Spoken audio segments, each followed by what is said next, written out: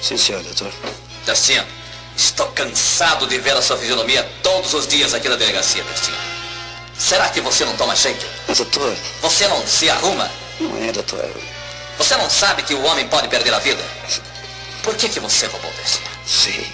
Por que, Testinha, você roubou? Ninguém me entende nesse mundo, doutor. Testinha, você é um rapaz inteligente. Poderia muito bem usar a sua inteligência para a sociedade. Por que você rouba, Testinha? Por que você entrou no meio do crime, Testinha? Não sei, meu Deus do céu. Ninguém me entende nesse mundo, ninguém me ajuda, ninguém procura me ajudar. Eu não sei, a minha vida é uma vida, um rosário de desgraça, de miséria. Como foi que você começou no meio do crime? O que adianta eu contar ao senhor, doutor? Não vai resolver nada. Faltou alguma coisa em sua vida? Foi fome? Adianta eu contar para o senhor, só vai prejudicar a minha vida mais ainda. Testinha, eu quero te ajudar, Testinha. Em que, doutor? Porque eu já estou cansado de te ver todo dia aqui na delegacia, Testinha. Me conte, como foi que você entrou no mundo do crime? Quando foi que você começou a roubar? Mas, doutor... Por que, Testinha? Mas, doutor, eu não sei porque o senhor quer saber a minha vida. Eu não vejo motivo nenhum. O senhor pode tirar proveito com respeito a esse ponto de vista, doutor? Testinha, eu quero te ajudar. Você é um rapaz inteligente. Me conte, como foi que você começou no mundo do crime? O senhor acha que vai ter alguma utilidade, alguma serventia, eu contar a minha vida? O que adianta? Delegacia, todo mundo sabe da vida de ladrão, de bandido. Testinha, você é um rapaz inteligente. Nós podemos muito bem usar a sua inteligência para a sociedade. Assim é que não pode continuar. Eu quero te ajudar. Conte a sua história. Quando foi que você começou no mundo do crime? E, doutor, e se eu contar a história da minha vida, o senhor não vai prejudicar a minha vida, doutor? Não, Testinha, estou procurando te ajudar, Testinha. Bem, eu não sei, mas tudo começou lá para o ano de 1925, o ano em que eu nasci. E daí, Testinha? Sim, doutor. Esta é a narrativa dramática de uma vida pecaminosa, cheia de crimes, considerada nociva à sociedade, agora transformada num vaso de bênçãos graças ao poder de Deus. Esta transformação maravilhosa é agora relatada de viva voz pelo ex-bandido Testinha. Com 10 anos de idade, quando comecei a me conhecer por gente, comecei a entender as coisas. Nessa época, nós tínhamos um sítio numa cidade no estado de São Paulo, numa cidade chamada Porto Feliz. E a minha vida corria muito bem, eu vivia feliz. Tudo era felicidade e alegria em volta de mim. E eu sei que um dia a morte bateu no nosso lar, arrebatou a vida da minha mãe. E logo em seguida perdi meu pai também.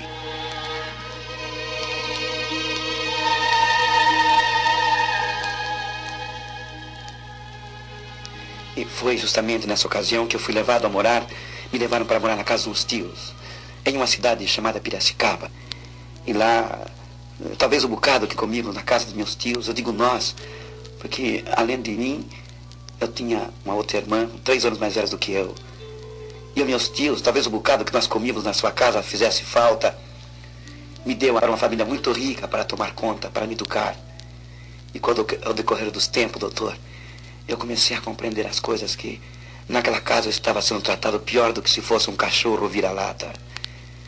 Eu apanhava demais naquela casa. Enfim, chegou um dia que todo mundo estava alegre. Aquela casa estava em festa. E não só aquela casa, doutor, parecia que o mundo todo estava em festa. Era dia de Natal. E todo mundo ganhava presente naquela casa.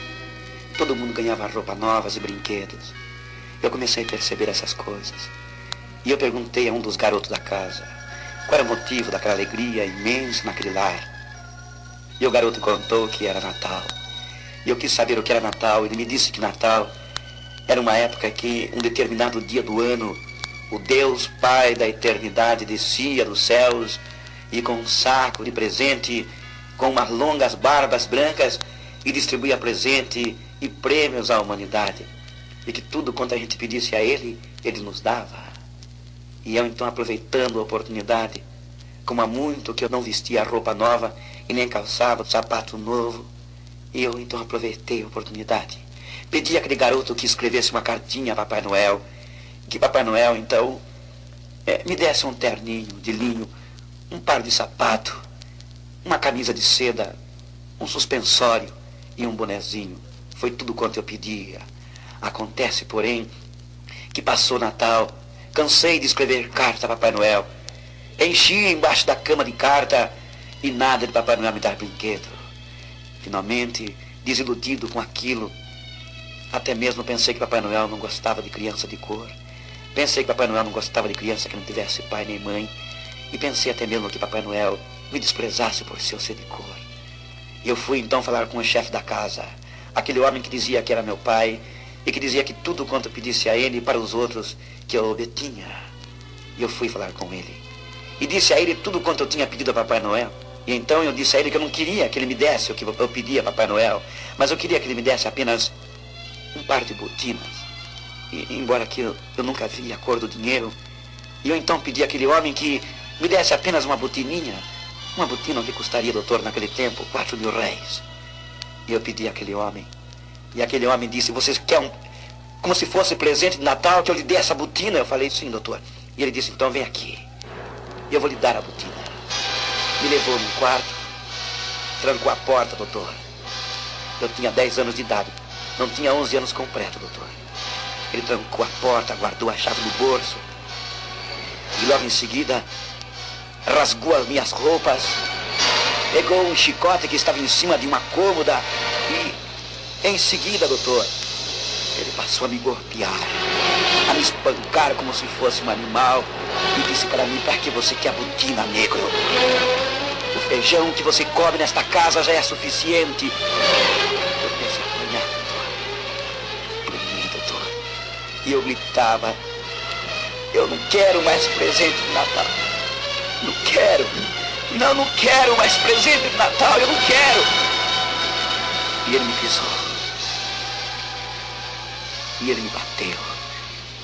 Depois que estava rolando pelo chão, doutor, todo ensanguentado, ele abriu a porta, me deu vários pontapés e disse, vai chorar no fundo do quintal, resto de lixo, pedaço de imundícia.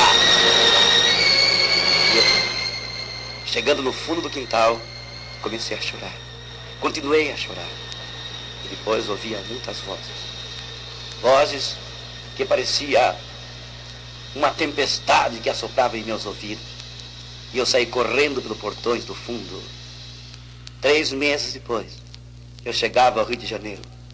Embora comendo casca de banana, pedaço de pães que encontrava pela rua, nas sarjetas, chocando rabeira de caminhão, ora viajando entre os engates de trens, entre os vagões da estrada de ferro central do Brasil, chegava ao Rio de Janeiro.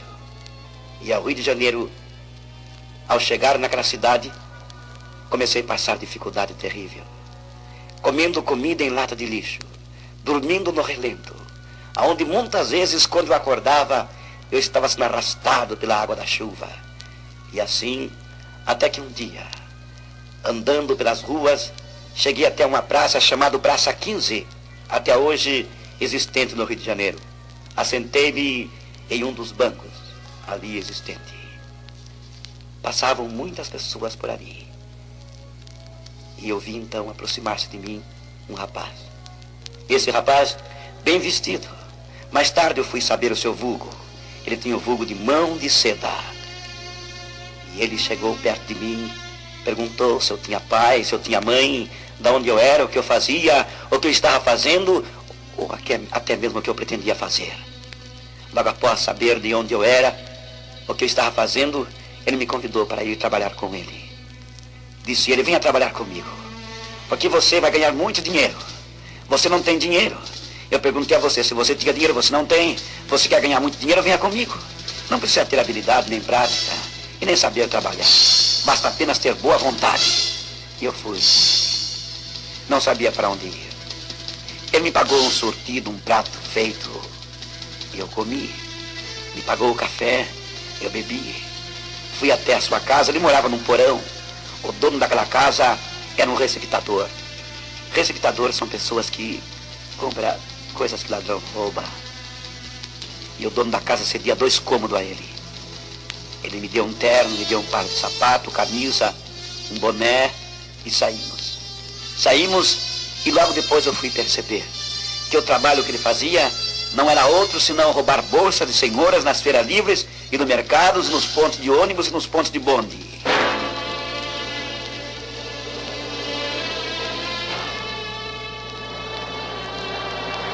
Então, 3 meses depois, ele já tinha ensinado a mim como roubar bolsa de senhoras também. Isto é, 3 meses depois de conhecer aquele rapaz, nós estávamos apostando para ver quem é que roubava mais bolsas no mercados, nas feiras livres e em ponto de ônibus. Depois ele me levou no Morro de Mangueira, um dos morros de favela no Rio. E lá então me ensinaram como fumar maconha, beber pinga com limão, dar rasteira, capoeira, cabeçada, me ensinaram até mesmo como brigar com navalha. Com o decorrer do tempo, começaram a me chamar de Testinha. Antes de Testa de Ferro.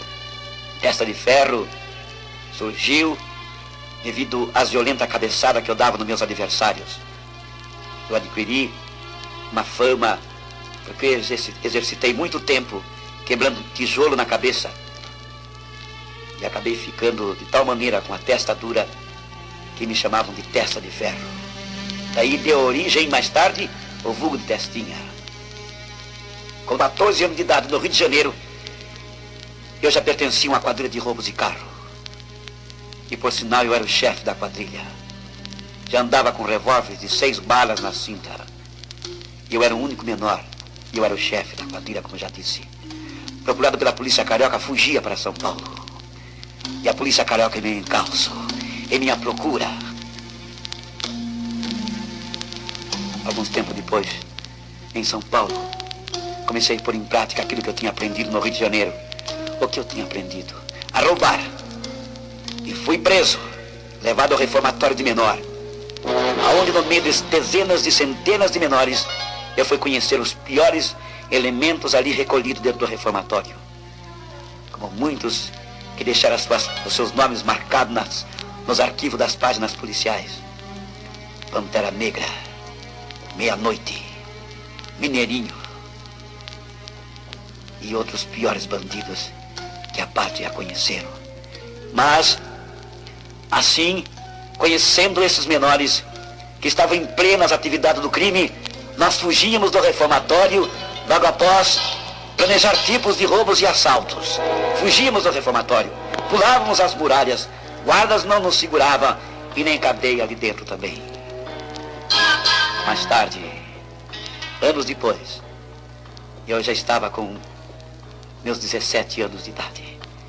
E com 17 anos de idade, eu já contava com mais de 120 passagens pela polícia.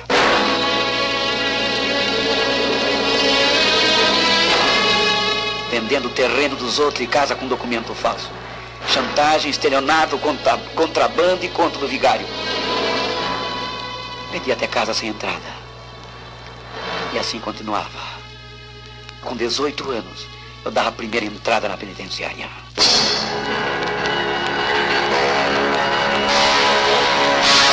Saía alguns tempos depois. Voltava novamente à penitenciária por crime de estelionato.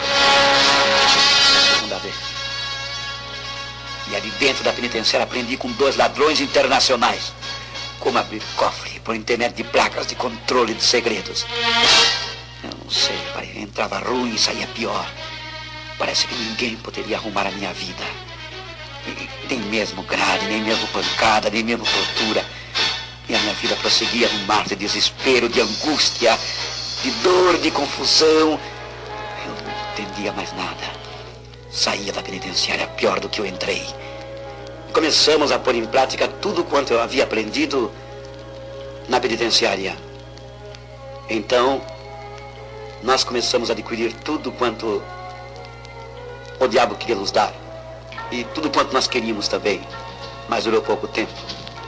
A quadrilha parecia que tinha ficado até mesmo organizada. Mas depois de alguns tempos, o último tiroteio que fizemos contra a polícia, morria 3. Pantera Negra, Mineirinho e Meia-Noite. Escapavam os outros 3, contando comigo.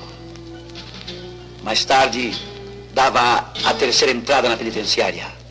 Dessa vez agora com 69 anos de condenação. E ao chegar na penitenciária, o diretor olhou para mim e disse: Testinha, outra vez? Pela terceira vez você volta aqui à penitenciária?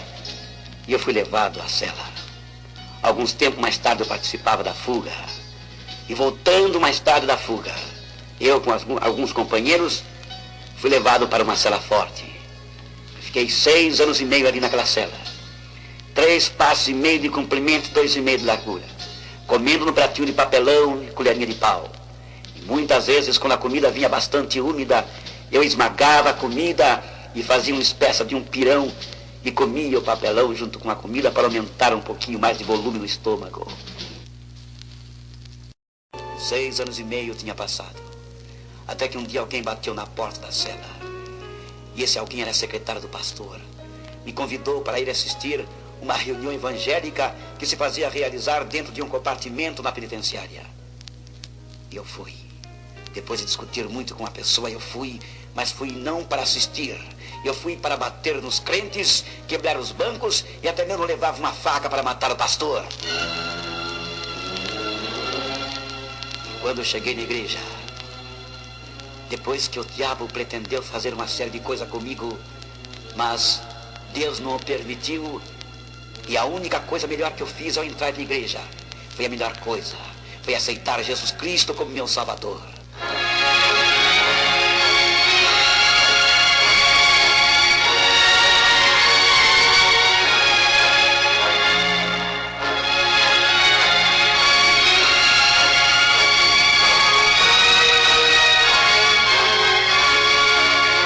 E ao sair da igreja, o pastor Avelino Boa Morte olhou para mim, estendeu-me as mãos e disse: João Batista, eu conto com você domingo próximo em nossa escola dominical.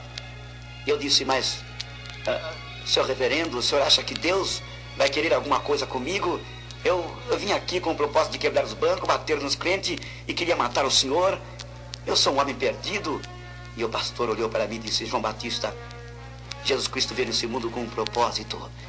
Ele veio buscar e salvar o que se havia perdido.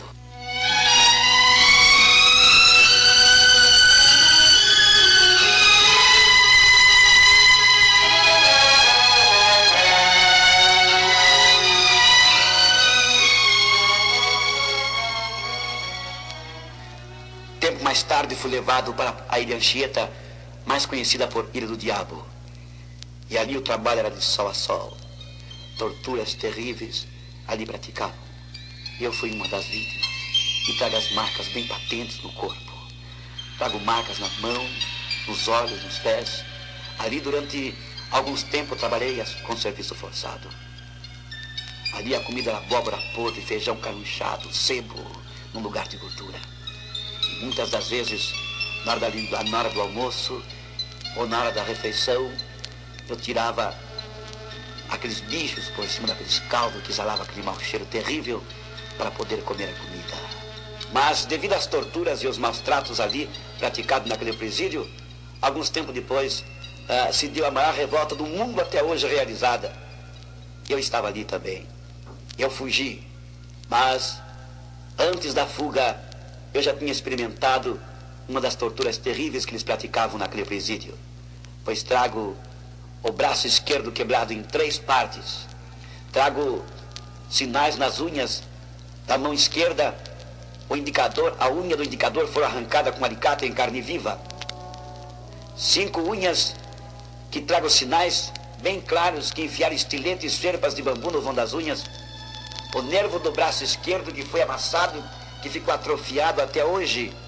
Fui amarrado na árvore de cabeça para baixo e me queimaram como queimaram com um animal. Tem um sinal de queimadura no pescoço. O nervo do polegar direito não fecha. Foi rasgado com baioneta. A vista direita queimada, cega com estilhaço de bala de fuzil. 5 unhas do pé direito que foram arrancadas com alicate em carne viva. Tenho bala de aço no corpo até hoje. Essas marcas ficaram no meu corpo, bem visível, para confirmar o testemunho que eu conto nas igrejas, em praças públicas, em cinemas e pela televisão. Essas marcas vêm confirmar realmente o testemunho da minha boca. E durante a revolta eu fugi. A ilha parecia que ia ser exterminada completamente. Parecia até mesmo que a mão de Deus pesava sobre aquele ambiente de torturas, de sangue e de miséria para esfacelar, destruir completamente a ira do diabo, a ilha Anchieta, o terror dos delinquentes. Fugia.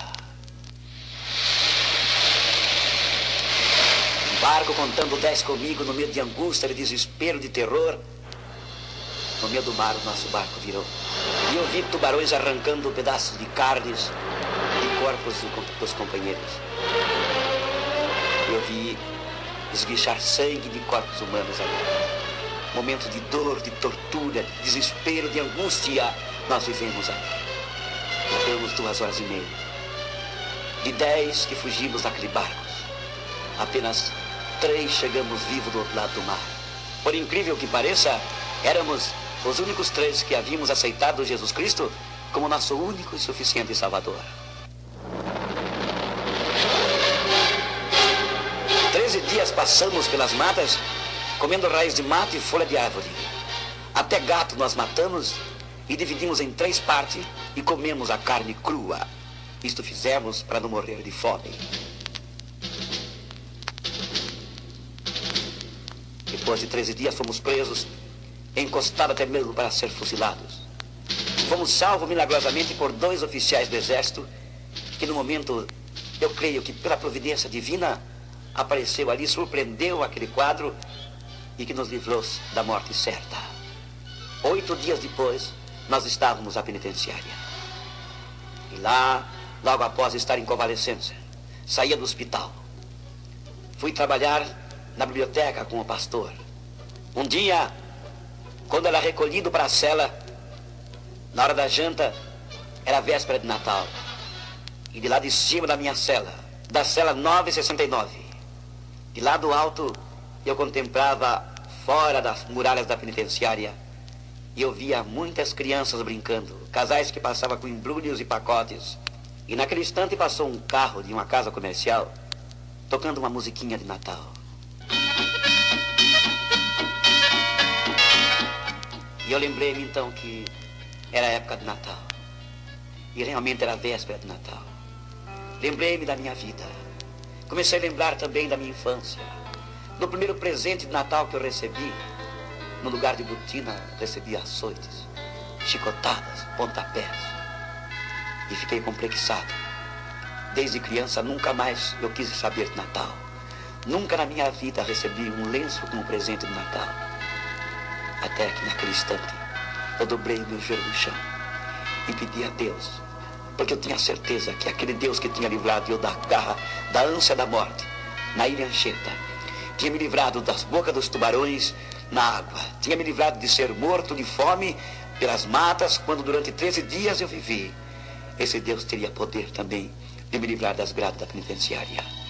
Foi então que eu dobrei meu joelho no chão e pedi um presente de Natal a Papai do Céu. Eu sabia que Deus não me ia dar pontapé na minha boca como deu aquele violento e perverso homem. Eu sabia que Deus iria me dar um presente de Natal. Eu sabia que Deus iria responder na altura.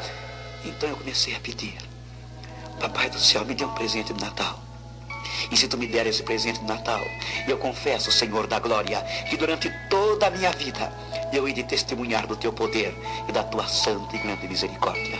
Eu sentia aquela voz que dizia dentro de mim: que presente de Natal que você quer? Eu sentia aquela voz mansa e suave que dizia dentro de mim: que presente você quer? Que presente? E eu chorando disse: Senhor, eu quero um presente. A minha liberdade, Senhor. Se tu me libertares daqui, eu irei contar a todo mundo a tua misericórdia. Irei testemunhar o teu poder e a tua grandeza. Mostra-me um meio, Senhor, por onde eu poderei ser liberto desta miséria, dessas grades. E então, senhoras e senhores, então, meu dileto ouvinte, aconteceu que eu fui deitar. E no outro dia, pela manhã, quando chegava o café, quando eu fui dar graça para tomar o café, eu senti aquela voz que falava dentro de mim, como que se dissesse: pegue um lápis e um papel e escreva. Inspirado pela providência divina, eu escrevi uma petição naquele instante ao presidente da República, que naquela época então era o saudoso presidente Getúlio Vargas. Alguns tempo mais tarde, embora que a carta foi baseando em Romanos capítulo 8, no versículo que diz: portanto, agora nenhuma condenação há para os que estão em Cristo Jesus, que não andam segundo a carne, mas segundo o Espírito, porque a lei de Cristo Jesus me libertou da lei do pecado e da condenação. Baseando nesses versículos, nesse capítulo, eu escrevi ao presidente da República. Deus me dava argumento para solicitar perdão a meu favor. E assinava na carta o meu nome e mais embaixo escrevia: advogado J. O Nazareno.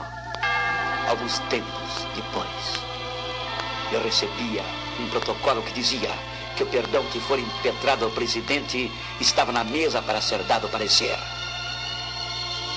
Tempos se passaram.